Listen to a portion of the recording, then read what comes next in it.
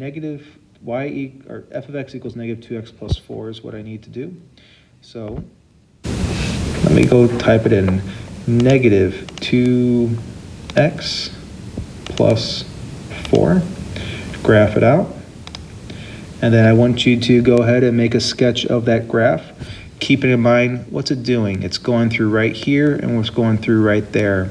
In our talk that we did today, this is the y-intercept, that is the x-intercept. So it's going through 4 and 2. So I'm gonna go on my screen now, do my best to make myself a line, going through at 4, going through at 2. Okay, let's just graph them and then we'll come back and analyze them. Letter B, x squared plus 4. Okay, x squared plus 4. So let's go y equals, let's clear it out. X squared, get out of there, plus 4. Okay, graph. It's a U-shaped graph like I expected. It's up there at 4. So then I want to go and make my U starting there at 4.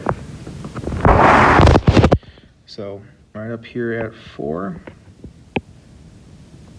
Okay. Let's go do letter C now. 1 second. Letter C. Okay, letter C. I forgot to see what I was graphing. My apologies. Absolute value of x minus 2. Absolute value of x minus 2. Absolute value of x minus 2. So I'm going to do math to get to my absolute value. I'm going to get to number, and I hit number 1 for absolute value. Absolute value of x minus 2. And was there anything else there? Plus 2. So then I put on plus 2. Then I hit graph. It is a V-shaped graph as I get. Right here it's a minimum at 2, 2. So let's go back to things.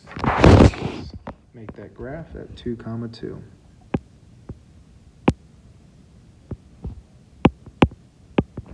The last one is negative 4 to the x. It's the exponential. And let's go with y equals to clear it out. Negative, use this right down here, don't use that. Negative 4 to the x. Graph. And there's my curve. It's going hugging the below the x-axis, going down, it's decreasing. So let's go ahead and put that in the graph. Looks something like that. Okay. All right, now let's just go ahead and analyze these like we did up on number 1, now that we have pictures there. Okay, so here, they're all functions. They all pass the vertical line test. We've got that. Okay, they're all functions. The domain from left to right. The domain, we're focused on the axis. That is everything, okay? The range, now this is a line that continues to go up and down. So the range for this linear graph is going to be everything on the y's. Floors and ceilings. I don't have any floors or ceilings there because those arrows keep opening up and keep opening down. The domain and range on part B.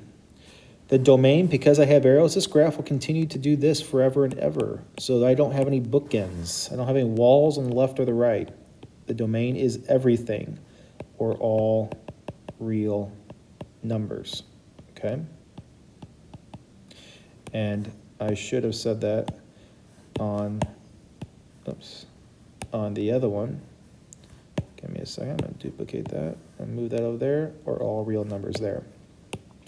For the y's though, I'm not doing all of them. I have a floor right here. I want everything above the y values of positive 4. So y is greater than or equal to 4. I'm using that 4 because it's solid right down there at the minimum. Letter C, just like the other ones, I'm using everything. There is no walls left and right. I'm using all of them from negative infinity to positive infinity on the x's. And another way to say there's all real numbers. Now the range, I'm looking at floors and ceilings. There's a floor there. I want everything above 2, and that includes 2. So that's why that I might have a ceiling there. It's going to go everything above 2. And then the domain for the exponential is also going to be everything. There is no walls left and right. It's going everywhere, left and right. So it's all real numbers. Now the range, I do have a ceiling here. I do not have a floor because the arrow tells me to keep going down. I want everything below 0. Everything below 0. But again, it's approaching 0. It's not actually getting to 0. So we'll talk more about exponentials down the road. But just keep in mind with the exponential there, I'm not going to be using or equal to. It's just y is less than 0. All right, we've done everything there so far. We talked about the type of graph it is. Label where it's increasing, decreasing, or constant. This is a decreasing graph. It's going down. This parabola starts off by decreasing.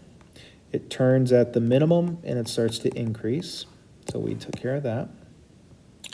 The absolute value is decreasing.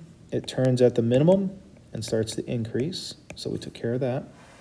And this exponential is just decreasing from left to right. We took care of that.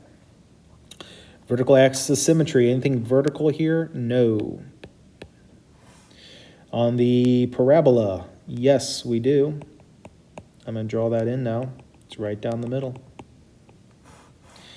On the absolute value as well, we'll always have one right down the middle.